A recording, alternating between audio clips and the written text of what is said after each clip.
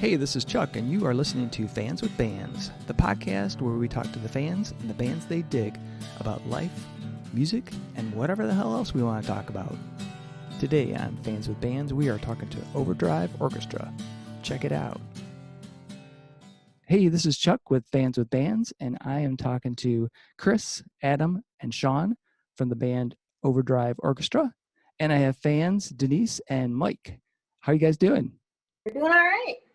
All right. Excellent. Doing good. Excellent. So kind of want to start it off with a little bit of kind of the background of the band. So how long has Overdrive Orchestra been around, and where are you guys based, and kind of give into that info? For sure. So we're from Heartland, Michigan. We can all say that. And at the moment, Adam and I live in Grand Rapids on the west side, and then Shaun and Cam hold it down over on the east side, around the Howell area. Nice. And I should mention there's two other folks in the band, right? There's James and Cameron, correct? Yes, is right. Yes.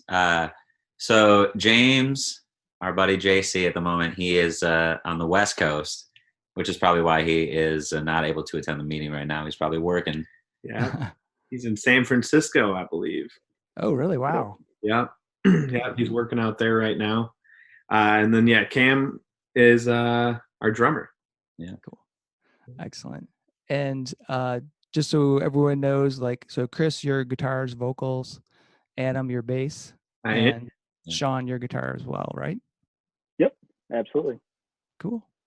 So, Denise and Mike, how did you guys become fans of the band? It's the beginning. Yeah. We first heard they weren't the whole band yet, but Adam and Chris got together in high school, and I teach at the high school where they played, and they played in like a Battle of the Bands type of event. So they had a different drummer, and they started there. And then, so we've known them way back since high school when they started playing together. That was a Van Halen song too, actually. R.I.P. Yeah, really. Van Halen song for a talent show, I think in 10th grade or something like that. Me and Chris did. Yep. And then the other guys joined later. I think Adam and Chris went off to college and had a couple different drummers and a couple different things. And Shaun stuck with them. Well, Shaun came in. I think, were you guys out of college when Shaun joined? Yeah. Yep. Yeah, it was after college. Yeah, so me and Chris moved out to Nashville, Tennessee, and had a drummer out there, Jacob Dodson, who played on the song Parallel, actually. Awesome. That was him playing drums on that one. So we recorded that song with him, essentially moved back to Michigan and met up with our old Heartland High School, I guess not Heartland High School, but was it Heartland Middle School alumni? Got him playing guitar in the band. And then, he had a friend named Cameron who happened to be really good at the drums. Yeah. And a friend named JC, you might know him as James Blevins, who was really, really good at keyboard player. So we kind of met up with him, post Nashville stint, so to say. Yeah.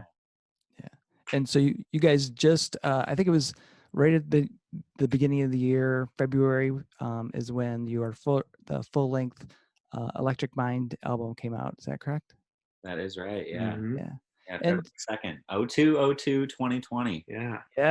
Yeah. And then we had the pandemic, and it's like, geez, what the heck? Felt like the next day too. It was just crazy. It felt like that. Yeah. So, but off the first song off of our spring tour, or the first show of our spring tour on my birthday, and then like 2 days later, no more shows. So. Oh man. Well, I got the album, when I saw that was coming out, because I actually saw you guys for the first time. I think it was Winter Beer Fest in 2019. Yeah. Yeah. So that's when I became a fan. And then I saw you had the album coming out, so I got that, and you recently put it out on vinyl. I love this album. It's so good. So much. There's so many different pieces to it. And if I understand correctly, is it a concept album? It's the closest that we can get to one. Yeah. So I'm curious, like, what is that story? What is the story behind the concept? Basically, like, yeah, Adam and I go way back. We played in bands before Overdrive Orchestra, and so like we're just like we had all the songs that we were working on, and then Shaun and Cam and JC all went to college together. They had like this other thing going on separate, and when we came together to start jamming, once we moved back from Nashville, like we were doing all right as like a 3-piece. That had been like our shtick for like 6 years. Absolutely. We've gone through probably in those 6 years, we might have had 8 drummers, or 9 drummers. So it was essentially, just me and Chris working it out as a 3-piece, and it was going pretty good. Yeah, we got like really good at the power trio, and then came back to Michigan. And all throughout this time, like I had like seen videos of Shaun playing guitar, and I was like, oh, that's right. Like we didn't go to high school together. Like had I known, like damn. and then Shaun and I finally played guitar together at a friend's birthday party, and it was like this. I was like, what just happened? And we just like went from there. So we became a 4-piece, and which was awesome, like super cool. And then we kind of like groomed JC. I don't know if that's the proper term. Like, I think that's proper connotation these days, but yeah, we courted him. Yeah. There you go. We played a bunch of shows in the middle of nowhere, Hell, Michigan. We played through Hell and back a couple times with him, and he it was really great. So it was a good time. So I guess to answer your question, the concept is Electric Mind is like we are all, we all have this spark of electricity in us. That is consciousness or whatever, whatever makes the human body tick, and we all kind of work together. And I had an idea, he had an idea, and we all kind of this was like our first culmination of electric rock instruments together as well. So it was just sort of like a way, it was like a giant, and the reason why it seems so cohesive, I think it's so much like a concept album, is because of the way we kind of just all just worked in on top of each other and just filled in all the right places. And then I think epilogue and the prologue part just kind of came out. Chris was messing around, and you could probably tell the story a little bit better, but he was really able to kind of get all the ideas, the culmination of what it means to be, a human into this album, and he was able to kind of transpose all those into one giant song at the end. It just worked out really well. So it wasn't initially, like Chris said, it's as close to a concept album could do, but it was really just like a culmination of different ideas that we all have had. Yeah. Cool. Yeah, Epilogue came about because with us being like the Overdrive Orchestra, right? They wanted to play off the orchestra part, because we already do that, like how we stack the guitars and everything. But I was like looking at it from a symphonic perspective. Yeah. Like, oh, a lot of these songs are in like either the same key or like the relative major or minor. I was like, I might be able to like string the riffs together in like a logical fashion. Yeah, you can definitely hear it in the epilogue, because that's really cool. And I definitely noticed that when I heard you guys live, how the guitars and everything, you guys have got this really cool layered sound, which I think comes through really well on the album. So, thank you. Yeah. So looks like we have another fan that's joined. Jason, how you doing? Can you hear me? Yeah, I'm doing all right. All right. What's up, Jason? What's up? So Jason, how did you become a fan of Overdrive Orchestra? Well, me and Shaun were friends. We've been friends for about almost 8 years now. So that's really how I got started. But yeah, right. It's really how I got started listening to it, and then just been listening ever since. My fiance, who's not here, but she is probably the biggest fan out of us. But cool, awesome, and welcome. Thank you. So we were just talking about the full length album, Electric Mind. I love the song Glass Kingdom. That's my favorite song on the whole album. And just curious, what is the story behind that? What was the inspiration? That song is a special one on the album for sure.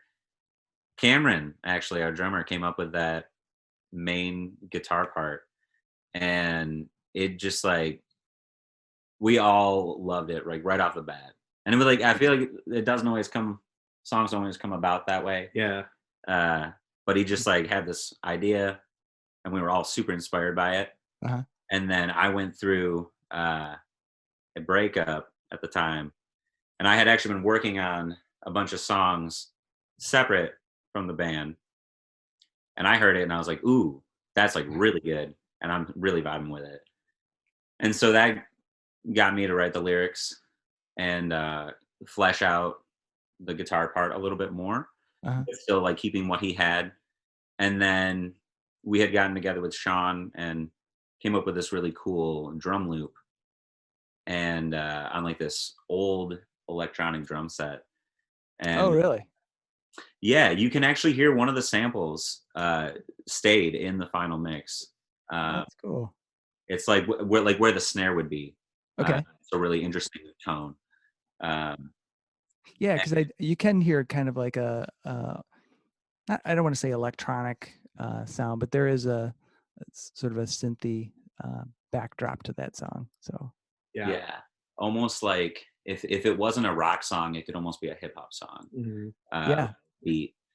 And yeah, that was cool. That was just like really like we have not done something like that. Yeah. I don't know if we'll do something like that again. Yeah, it was fun. JC too, really kind of, and Shaun especially, because me and Chris always come from this 3-piece background for so long, and all of a sudden we have these 2 other colors to throw on there, so to speak. Instead of just using the 3 primary, now you got, and so Shaun and JC just really killed it with textures on that song too. He just made it nice and shimmery, and just really sort of sealed the deal, I think, on that one. It was pretty straightforward in a lot of parts, and then between that and then Chris's Ebo part, and that really kind of it's a really spacey song. Yeah, it's got a lot of emotion to it, definitely, lyrically and just context. Yeah. I think everything just kept like more ideas just kept coming, and we just ran with all of them because we had like that drum loop, so it was like it was almost like a crutch, but we all worked with it, and it was a post and we were the vine growing. There you go. Awesome. Like a hot plant just going crazy on a fence. Yeah, exactly. So part of Fans and Bands is, having fans ask questions and talk to the bands as well, not just have me be the talking person. So not to put anybody on the spot as far as fans, but you guys are welcome to throw in some questions, and I'll start with Denise and Mike. Do you guys have any questions? Each of the band members, can you tell me your favorite song to play? Ooh. Of our own or Anything. Anything. That's a good one. It is a good one. We play a game after every show where we all say our favorite song of the night, and I will tell you, mine has rarely been the same. Yeah. Yeah, it's if it comes down to our music, I would say it depends on the night and the performance. I'll have a different opinion there, but just in general, I really like playing music by All Them Witches. Yeah. Oh, cool. I would agree with that very much. So, repping their shirt. I don't know. Oh yeah, nice. I'm gonna fanboy over here. I'm a fan with a band, and it's all that. Awesome. My favorite song of ours to play always varies, and nowadays it seems to be Release most of the time. I really like that song. Is so fun, and it's funny because that song took the longest for me to be comfortable with, and every night I would say that was my least favorite song, and it's never to find my way through that song, and less is more on that one. I was just kept overplaying on that, and dialed it back a little bit and really found a nice groove on that one. So Release is always really fun for me to play on our songs. And as far as in general, I love playing our own music. That's why I do it. So I might release No Quarter by Led Zeppelin. Oh, I awesome. love playing that song. Those two seem to be my favorites of any given night. If I play any of those two on a night, that's usually my favorite of the night. Cool. Yeah. And Chris, did we get yours? Oh man, I have to say, Release is a great choice. That is a great choice. Release is the long one. It is. The It long. is.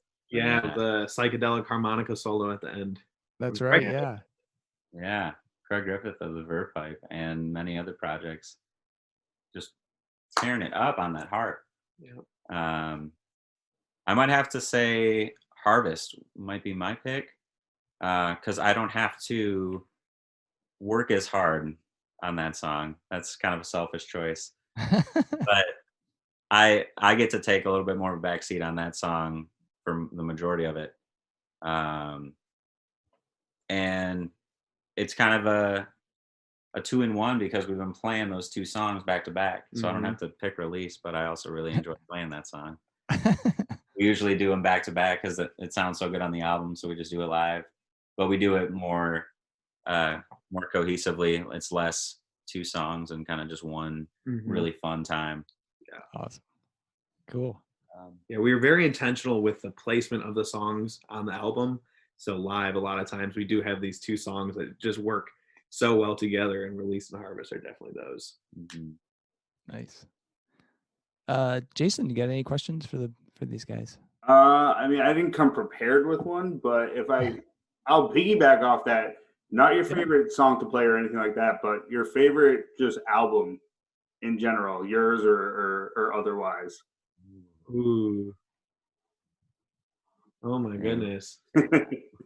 That's another good one, because it's always fun to hear what people's influences are and what they got into, and I know it changes all the time, favorite albums, but yeah, so I guess right now what it is.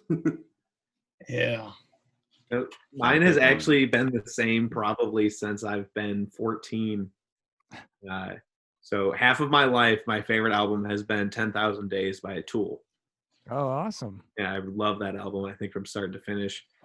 It does what they do the best in the shortest amount of time as they possibly could. Still the whole length of the album. But I like, and especially Justin Chancellor as a bass player. He's always pushing the envelope on what can be done. And on that specifically, he really blew my mind on what the bass can and cannot do in a song. And he proved that there's nothing that it cannot do. Nice. Yeah. I would have to say Songs for the Deaf by Queens of the Stone Age. That's probably like start to finish. Like I can always listen to that album, always have a good time, and it never seems to get old for me. I love that. So yeah, that is a great album. I love that one too. Solid. I might have to say it's a toss-up for me between Houses of the Holy and I was gonna say that. That was up there for me. No joke. Oh yeah. Awesome. I don't know which one I would choose. I guess it more depends on who I'm talking to, because I feel like Physical Graffiti is like a cop-out because it's a double album. There's so much material there. Not be your favorite. It's a numbers game. It is a numbers game. But also, if we're talking like single LP, side A and B, like House of the Holy gets my vote. Awesome. So Denise and Mike, what are your favorite albums?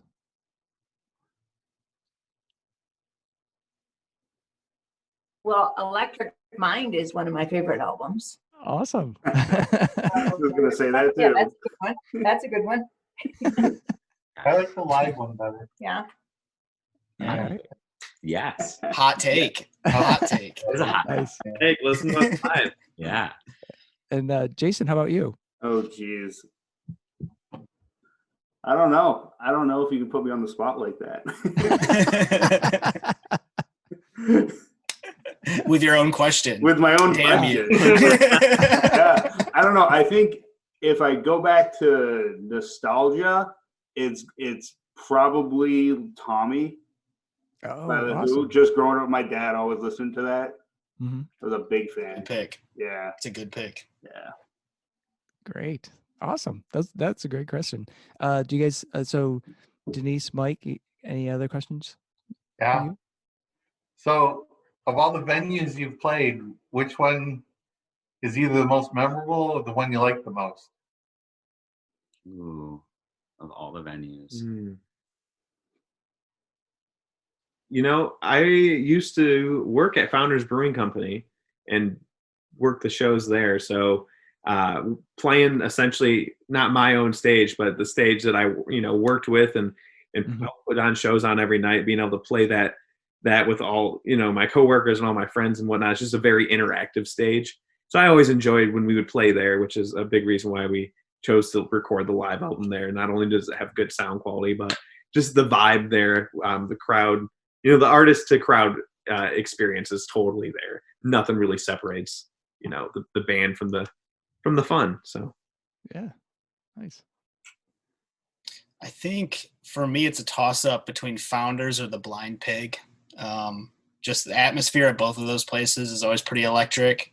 And I think some of our best performances have been at Founders and at the Blind Pig. And there's so much history at the Blind Pig too. I mean, it's really hard to beat just the feel when you walk in that place. So right. Yeah, that would be my picks. That was certainly the loudest of your concerts. It was. Yes, far and away the loudest. Everybody knows louder is more better, so it worked out. I would have to agree with Adam with Founders. I would say that's my most memorable, but I can't say that because the last time we played there, I was really sick, and I actually don't really remember the show at all. Yeah, you have little to no memory. I was like the sickest I've ever been in like the pre-COVID world. That's a bummer. Yeah, don't call it COVID. Yeah. But it was really close. Yeah. And but yeah, the live show or the live record that we have is great. I remember all of that. That was a fun time. And other venues. Honorable mention to the Pyramid Scheme in Grand Rapids as well. Yeah. I love that place too. That was a super fun show. Really fun. Love that place. Yeah, we played the Orbit Room before it shut down. Yeah, so that's like kind of cool, I guess. Yeah. With Saving Abel. Yeah. Oh, nice. Yeah, I saw Clutch there. Nice. Yeah, it was pretty fun. Yeah. So I was thinking of, when Chris, you were talking about remembering, well, all of you, when you're talking about remembering shows, and I've listened to some other interviews where some artists, and I know this personally myself, sometimes when you're playing music, it's this, you're very mindful of the music and not so much thinking about your performance, but just you're in the music and that's what consumes your mind. So when you're at a show, do you feel present with the people there, or do you feel the music kind of become the music, and you just, like, when you get off the stage, you're like, what just happened? We just, played for an hour, but I don't really remember it. I would say there's definitely times where you are like riding the high of the concert and you get off stage and you're like, whoa, like you obviously just did that and it was awesome, but it's also kind of a blur. Yeah. And that's like best case scenario. Then you have like what I did at Founders last time. We played the show. By all accounts, it was great. I had a terrible time.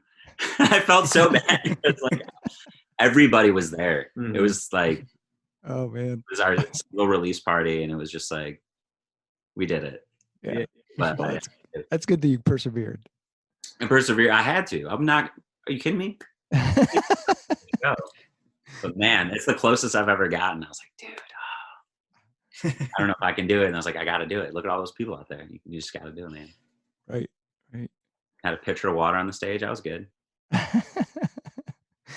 So I was curious also about the creative process. Since you guys are kind of spread apart, how do you, the back in the day, bands would get together in the jam rooms, kind of flesh out ideas. Are you more the new school thing where somebody comes up with the riff and kind of trade the sound file through the internet and develop that way, or is it a combination of those two methods? I would say it's a combination. It's a combination. I'm more so the old school guy myself, where it's like, yeah, I can write down something until like all day long and it sounds cool on this computer, and then I just like all of a sudden I'm playing it in that room and I was like, you know what, this doesn't have the energy that I was looking for. So I'm probably more so where I would say everyone else is I'm way more balanced than I am. I'm definitely the old school. It's almost a problem. Not quite yet. I just got a recording interface and stuff, so I can get back into fleshing out some demos and stuff. But yeah. It's definitely a quicker process to get ideas across with sound files. We've been doing that. We've embracing that more. But I think we all prefer to jam. We try to get together at least once a month. Yeah, bi-monthly usually is what ends up happening. Yeah. And it gives us time to kind of get these ideas brewing in our heads, and then we'll meet up and hash them out, and some of them work and some of them don't. You remember it, you go back and do it again in 2 weeks once you had more time to let things simmer, Yeah.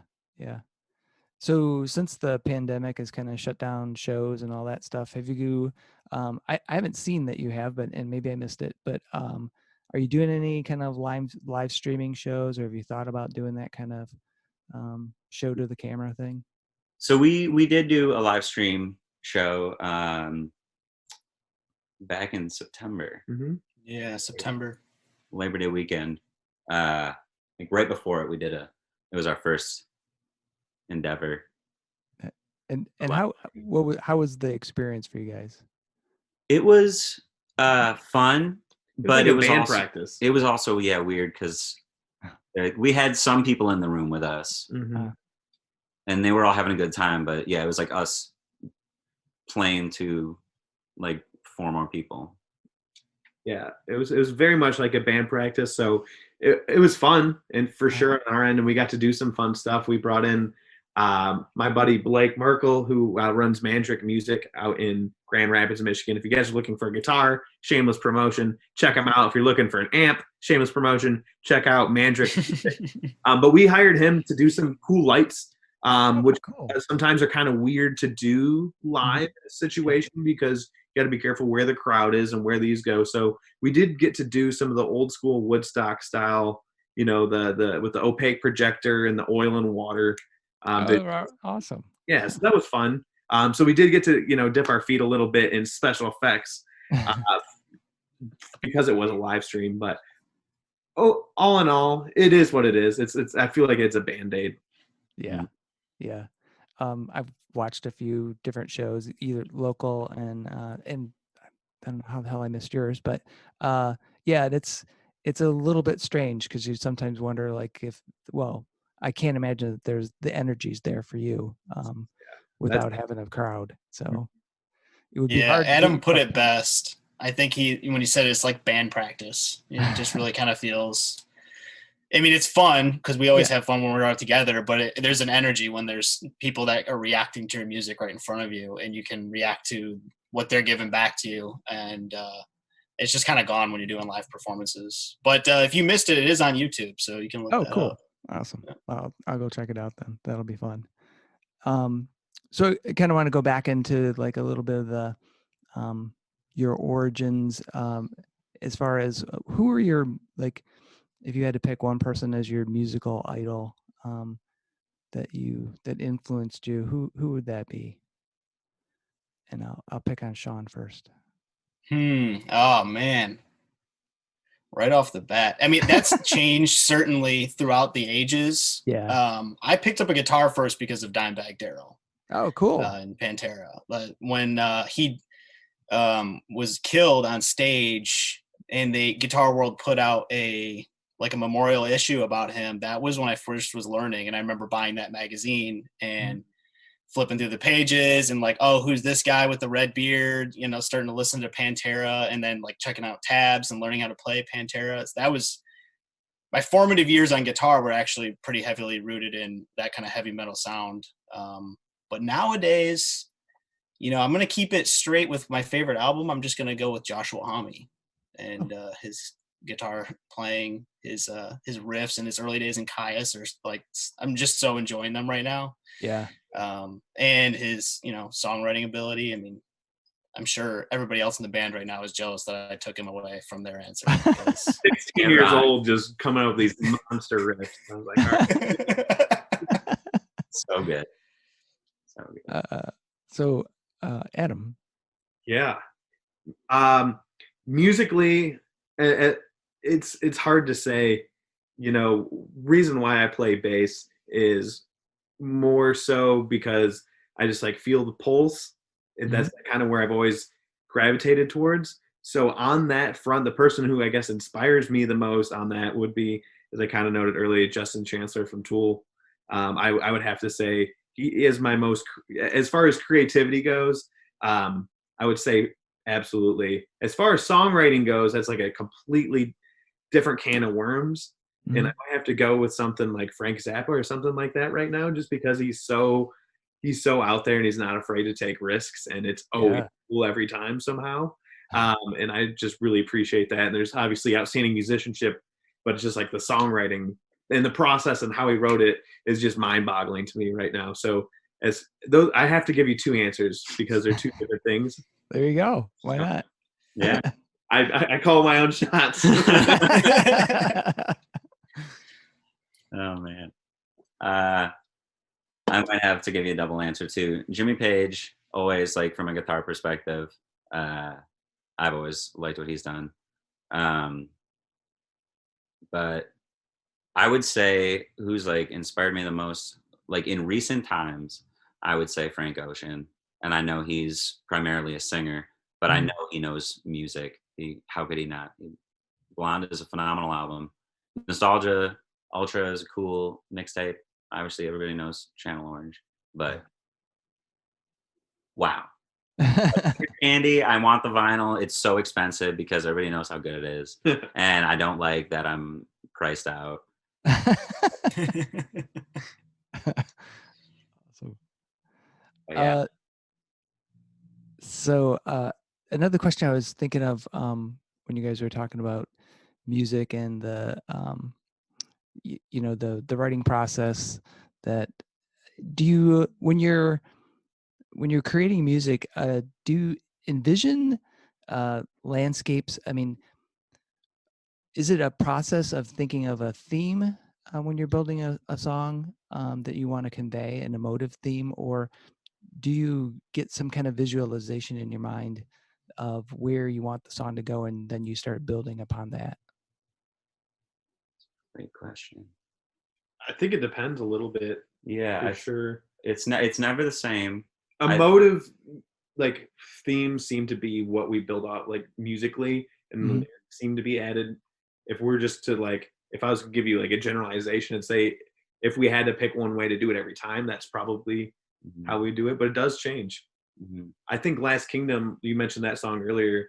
That song, as soon as I heard that, I was like, that feels like I'm like sitting on a beach and there's like an ocean rushing up against me. And that sort of, I think, everyone else felt that way too. That kind of, you can hear that in the soundscape of that song a little bit.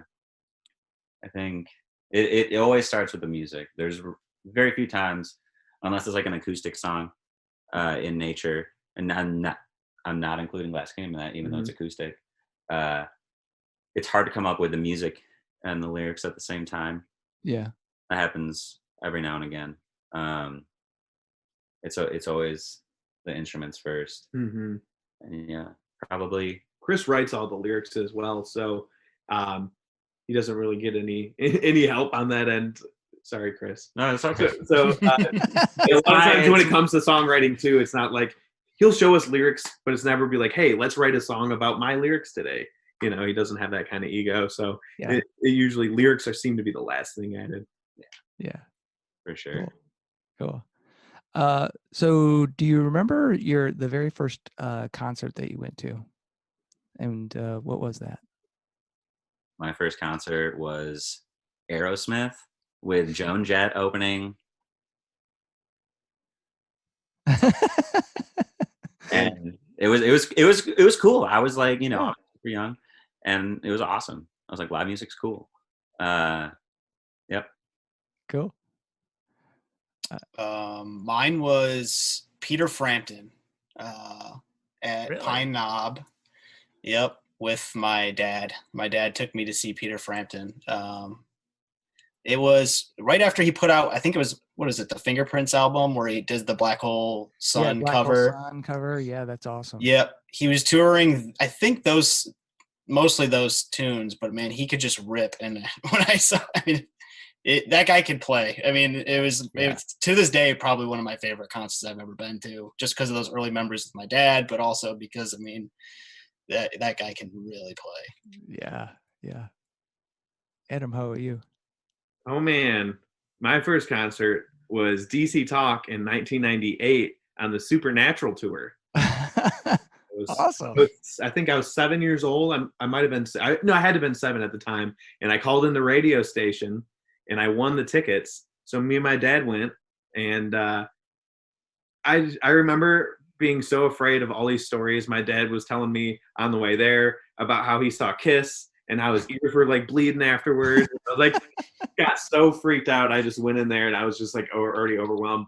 I'm not gonna say I cried the whole time, but I don't think I had as good of a time as people should at their first concert experience, especially when they choose to do that for a living, and the rest of their life. That's what they want to do. I don't think I had the best first experience. I don't think it was even loud, to be completely honest. I think I was just afraid. Just a big baby. That's awesome. So Jason, what was your first show that you went to? Oh geez, this is actually, it doesn't align with the music we're talking about, but I never really went to concerts when I was younger. Okay. So my first show was actually a country concert. Cool. Kenny Chesney, and I think Old Dominion opened. It wasn't too long ago. It was only like a couple of years ago. But yeah, I never went to really live music a lot. Yeah, that's cool though. It's awesome. Denise and Mike, how about you guys? All right, I guess I'm supposed to go first. My first concert was the Doobie Brothers at Pine Knob. Yeah. Oh, Yep. awesome. Awesome. Knob. Yes. Yeah, Pine Knob, not That's DT right. It was Music Pine Theater. Knob on the hill. Yeah. That's right. Mike, how about you? Six at air-conditioned Como Arena. Nice. I forgot Very the nice. album now. It was the first album. Their main, I think it was Six. Yeah. Oh, wow, cool. Awesome. I think it was Very nice. 77. Cool. How come we didn't play Coba Hall for our first record? That would be, yeah. If they still had shows there. Jeez. Yeah. Yeah. So Denise, Mike, do you guys got any other questions for the band? When's the new album come out? I was afraid this question was going to come up. It just did. Yeah. It just. How's the new album coming? How's that? All right. How about, do you guys have any plans for, I know COVID puts a big damper on things, but any type of outside show event that you could do and keep social distancing safe somehow? Well, to answer that question, I'd like to ask you another question. Is when do you think the American public will be able to handle basic safety rules? So I kind of got to play by ear a little bit on that one for sure, because it's hard to do it. Even if you do it correctly, it's easy for it to just backfire on you. So there are no plans right now, unfortunately. There are no plans. Live streaming seems to be the most, I guess, the next most possible performance. But yeah, unfortunately, nothing on the live music front right now. Yeah. So I guess we can start working on that new album. Yeah, we kind of have. We don't want to We've been give away jamming. too much, but We've been jamming. There's some songs there. I mean, it's the circle, you know. You finish the record, and then you're like, all right, I got all these new ideas. Now that the other ideas are finally done, just wait till you hear the next batch. And everybody's hearing songs that came out in February, but we've been recording those songs for 3 years and playing them in bars and at venues. So we've had them for 3 years already. So, you know, it's kind of like everybody's like one album behind when you're in a band, you know? Yeah, that's true because, you know, there's a lot of development process, you know, you're writing and then honing them and getting them ready. So by the time they're on an album and we're the fan is enjoying it, you guys are like, "Phew, man, that's like ancient history to us." So, well, it's cool that luckily the muscle memory's there at that point. It's hard to mess it up. Yeah, we definitely don't really have to practice the old material, which is nice. We just like play it because we want to. Yeah. But yeah, we're jamming. We each brought a couple songs to the table a couple band practices ago, and we got a bunch of digital files going, and we've been recording all our practices and stuff too. So to answer your question, Mike, we do have some music planned ahead, and we'll be releasing it before you know it. Yeah. To give you a year even would be foolish. Yeah. No deadlines. No deadline. Yeah. Until we can play in front of people again. Yeah, we really have no reason to get this out and about because, you know, people listen to music on Spotify and whatnot, but you know, we really want to be playing shows to help plug this album, the next album. So yeah, right. And you know, it had been a long time since we had like a full length album before Electric Mind, so we can kind of ride the wave, so to speak. It's a smaller wave than it was, but we're riding it, and yeah, we're just giving it time for the new stuff to just like come together organically. It's a totally different process now that we've all been in the band. Like it's different. We brought the last batch of songs together. Absolutely. We're like working on them pretty much from the ground up. Like there are, just like how I write the lyrics by myself, I've been putting together like as good of demos as I can of ideas, and then I send it to the guys, and we can like swap out like a drum loop with actual drums and get ideas that way. But then we like really hash them out at a practice, and then that like becomes a new thing. So like at this point, the demos are like there is like a reference, but we've started jamming them, which it feels really good.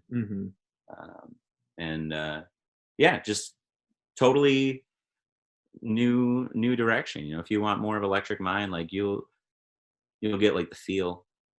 I'm not gonna tell you you're gonna get like the same songs again. It's cool. It's really cool, and then, yeah, it's a fun process to work with the guys from start to finish. It is. Yeah, it even goes as far as like last time we had songs almost done in our minds, like all the ideas were there, and we just needed our friends to kind of like play on top of them and do their thing. And obviously some things changed along the ways, but with this new stuff, it's very much like that's extreme example. I have this one song I've been working on, and I'll like all day long we'll play it this one way, and then next week I was like, okay, now we're gonna try it the complete opposite way. You know what I'm saying? And just so it's like just beat it to death until like something feels right, or till something gives and gives the way that you want it to. And because we have so much time right now, we've absolutely been able to like just build songs from the ground up that are awesome, you know. So hopefully it will be another level of songwriting processes or songwriting experiences for you guys. Awesome. Yeah. Jason, do you have any questions for these guys? Yeah, actually, I was thinking about one for all, and I'm sorry if you guys talked about this before I got in, but I've known Shaun for all these years, but I've never asked him, how did you guys come up with the name Overdrive Orchestra? Well, that's before my time, so. I figured, but. Yeah, I was wondering the same thing. That would go back. It's really when we started playing with with Max, Mm-hmm. who's on our first recordings when we Yeah. were still in college. We we were the power trio thing, but we really liked we just really appreciate the layering of the instruments. So that was, I think, where the orchestra part came from. Mm-hmm. But we also wanted to convey that like we're gonna play loud rock music. Like don't. Yeah, we Like- debated the name Overdrive actually at first. Was the first, I think the very first name that either me or Chris liked. Chris suggested, like, how about the name Overdrive? It seemed really cool. I was like, I felt like I needed something else. I was like, Overdrive. It's like it's just so vague, like it just sounded almost like radio rock. So I was like, it needs something else because there's going to be some intricacies to our music. And we were playing with a keyboard player intermittently at the time too. Keys has always been something we wanted to do, just weren't able to find the right person to make it happen until we met JC. But we kind of just took the idea of rock and roll and in harmony. I think even from the beginning, Chris had this harmonist pedal made by Boss, which is pretty cool. And because we just had the one guitar thing, we would just try and make it sound like a wall of guitars, so just that whole orchestra thing going. Yeah. And then you can imagine to my relief when Shaun joined the band. Didn't have that pedal nearly as much. Mm-hmm. No, it's cool. It's like the alliteration rolled off the tongue. The alliteration was nice. It was a pain for the Twitter handle. It was a pain for the Twitter handle. We recently finally just said F it and just like abbreviated, but yeah, it's funny how you have to think of those things now. Like I've got to worry about the name as far as the social media or domain name or whatever. So weird. Yeah, the name came out like right when Twitter was starting to pop off too. So Twitter was not something we thought about at all. I don't think it would still be something we think about to this day. Right. I don't think about Twitter, but once a week. I've thought about it 3 times already today. Wow. That's enough. Year. But yeah, that's how it came about. And then it kind of just, it makes more sense now than ever. Mm-hmm. Who would have thought when we named ourselves? Yeah. But yeah. Cool. Awesome. So I was curious, and I just lost my train of thought. Oh yeah. So, if you guys were, able to travel, so right now travel is like kind of a bummer right now. So really can't go anywhere. But if you could travel anywhere, right now, where would you go? I can actually answer this question because when COVID first all happened, like literally we were going like 100 miles an hour, it felt like, and just stopped. Like not only did live music stop, but like I got let go from my day job. And so like it just like all happened because of the virus. And you could argue that's my fault for choosing professions that happened, but also everybody I talked to was like, I had no idea. Like if you're a bartender, you're a musician, like it was wild. We thought about going to New Zealand, my partner and I. Cool. She had almost gone a couple of years ago, and we were like at the very beginning of the tour, just like casually talking. She's like, I never did go, and like the time to get a work visa was like running out. Yeah. And I was like, you could still do it. Like you got like a year and a half, like whenever we were talking about it. And then, everything came to a close. We're like, let's just get out of here. Like this is terrible. Right. And clearly all the borders closed. So yeah. That's but I would go to New Zealand. That would be really, really cool. And just like change it up. I was also set to go. We were going to go on a trip to the Pacific Northwest. Oh yeah. And that would have been at like the end of April. So it was like we were just about there. Yeah. And the world came to stop. So I guess that's still technically doable. I mean, you can actually get there, but New Zealand would be tough. Yeah. I don't know. I don't know how I feel about flying yet. Yeah, but, true. I will say I'm driving. I'm going on a trip in just a couple days, which I'm very excited about. I'm gonna head down to North Carolina because it's Nice. like far. Yeah. Swing through Tennessee on the way. I haven't Nice. been there in a couple of years. Cool. Where are you going in North Carolina? We're gonna go to Asheville. I just went there. Yeah. Yeah, it was It really cool. it And seems if you like beer, they have some great breweries down there. excellent. We like beer. Awesome. Yeah, we're gonna be doing that and swinging through Nashville. Big surprise. Oh, cool. Just worked out with the rhyming, you know. Mm-hmm. But yeah, that'll be fun doing that for a couple days, and then. Nice. But yeah, I would say anywhere in New Zealand. But it is nice that I feel like I'll let you guys take the question from here. But I feel like we've all been able to get out, at least in our beautiful state of Michigan. Yeah. I do appreciate this state more than ever. Mm-hmm. Yeah, it's been nice. Yeah. I've been going on walks every single day for sure. Been finding a lot of nice fungus lately. Going up and eating it. I found some lion's mane yesterday. Wow. Yeah, really nice. I found some chicken of the woods earlier this year, so that's been fun, foraging and all that. But as traveling goes, because I get a good amount of like woods and lakes here in Michigan. Don't get as mountains. So I would have to say, if I was going anywhere in the whole world, I'd probably have to say Italy or Switzerland right now. Cool. On the mountains.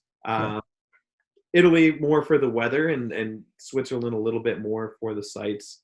But yeah, either of those places, go hang out in the mountains for a while. I'd be beside myself. Yeah, northern Italy is super cool. Yeah. In the Alps there. So exactly. Yep. Exactly. Yep. Somewhere in the Alps. Yeah. Cool. How about you, Shaun? Probably. I spent a summer in France in high school, and I've always been kind of dying to go back. But it was sort of either between the south of France or maybe the UK. I've never been to the UK. There's a lot of cool stuff up there, a lot of history that I would love to see in my lifetime. So that's probably between those two spots. Cool. Yeah, Scotland's awesome. It's absolutely technically the UK. So yeah. Yep. Mm-hmm. Yeah. Cool. Jason, where would you go if you could travel right now? Well, I was gonna say New Zealand, but Chris kind of stole that one. Those Lord of the Rings movies, man. Yeah, exactly. Hobbiton. No, but if I could do another one, I think I would want to go to Iceland. Oh yeah, that was cool. One of my old coworkers went there a couple of years ago, and it was just like gorgeous out there. He basically just took a van, drove all around the country, and that'd be just great. Yeah, I'm with you. I'd like to do that. Denise and Mike, where do you guys want to go? Well, we just went to Keweenaw Peninsula. Oh, when'd you go? All the way past Carper Harbor. Last week. Oh, I was up there the first weekend of October. Nice. To get any Uber lights? We did. We found one, like without the flashlight. Totally, just like really. Yeah. So a friend of ours loaned us his name's Jay Clancy. He's he owns Cognition Brewing in Ishpeming. Anyway, we met up with him and he gave us his light. But before that, like we had that light, but then we were out on a beach. Trying to remember where that was. Oh, it was Presqu'île over by Ontonagon, and Porky's. Anyway, we just walking this beach. We saw he had a rock that we could. Oh, maybe these are the rocks, and we were just picked up like each of us grabbed, I don't know, fistfuls of these rocks. We came back and we were just kind of doing a drinking game where you'd kind of flash the light on it, see if we got one, and we did get one, so it was fun. So anyway, where would you like to go? Because you just did that trip, but where would you like to go now? Well, we had a trip planned to Scotland in the spring. Oh, but that got canceled. Yeah. So now where? Yeah. So if you could go now, you would go there then, out to Scotland. Where were you planning to go in Scotland? Starting in Edinburgh, we have a nephew that is working for Edinburgh University right now. Cool. So he was going to kind of take us around and show us the town. Mm-hmm. We were taking my mom with us. She's 83, and we were going to take her because she wanted to go see him as well. Yeah. And then we were going to just kind of go take a tour and go up into the Highlands and Isle of Skye and just try to see as much of Scotland as we could. And we were going to go for 2 weeks. Awesome. So we were just trying to, do the big chunk of Scotland and, just do as much as we could with, just see all the sights. Remember, it's a country, but it's about the size of Michigan. Yeah. Yeah. So if you're interested, I've been there twice. So if you need the info, just let me know. Because I went there to buy my kilt. So Nice. The tartan. That's true. So my other place for travel for Scotland, if it wasn't for the nephew there, I probably wouldn't have chosen that, although it sounded like fun, is Alaska's on my bucket list. Oh, yeah. I really would like to go there someday. So yeah, we'll see. Yeah. Yep. As soon as the plague is lifted, we'll be back, running around, going to shows and jamming and having good times. So right. Yeah. So guys, I really appreciate you guys taking the time to talk with me. It's been fantastic. I've got one controversial question to kind of wrap things up, and that is, pineapple or no pineapple on the pizza? Ooh. So you're going with pineapple? I'm not gonna lie. I don't know why it's so weird. I like pineapple on a pizza. If you don't, that's fine. I love pineapple on pizza as well. I think it makes a lot of sense. Tomato and pineapple thing, it's like been in salsa for generations. No one talks anything about it. People can't seem to comprehend tomato and pineapple together because there's cheese, and everyone knows cheese just makes things better. Shaun, what do you think? Apparently this is a really controversial question. I don't think it's my first pizza that I would order, but if I'm getting 2 pizzas, the second one's probably got pineapple on it. Yeah. All right. Yeah, absolutely. It's definitely not an option I go to, but like if it's there, I'll eat it. If that's an option, I'll have. I'm not a big, you can't do this, so right. Yeah. And Denise and Mike, what do you guys think? If it's pizza and I'll eat it. I don't care what's on it, except for maybe anchovies and green olives. Other than that, I'll eat it on pizza. Yep. Awesome. Take it off. There's the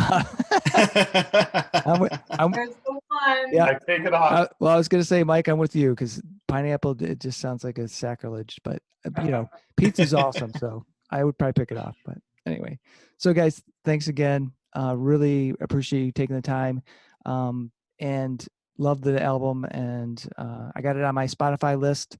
I listen to it, at least once a week, and hopefully more and more people will be listening to it. So anyway, I dig it. Thank you guys again. Thank you, Thanks Chuck. so much. Thanks for doing this. All right. Yeah, thanks, Chuck. Appreciate it. Yep. Thanks again to Chris, Adam, and Shaun from Overdrive Orchestra, and fans Denise, Mike, and Jason for joining me on this episode of Fans with Bands. Go check out Electric Mind by Overdrive Orchestra. It is a wonderful and emotive rock album that I'm sure you will love. See the show notes for all the details and links. These are tough times for everyone in the creative industries such as music. Your support of live streaming events, purchasing music and merchandise is critical. If you can help your local artists, please do. If you are in Michigan, consider following the Playing in the Detroit Area Tonight Facebook page. It is a place for fans and bands to support each other and share our combined love of music. Thank you so much for listening. Be sure to hit subscribe on your favorite podcast service to get each and every episode of Fans with Bands. Spread the word by rating the show and leaving a comment. We want to hear what you think. You can keep in touch by following us on social media. This is a Life in Michigan production. Until next time, be well and kick out the jams.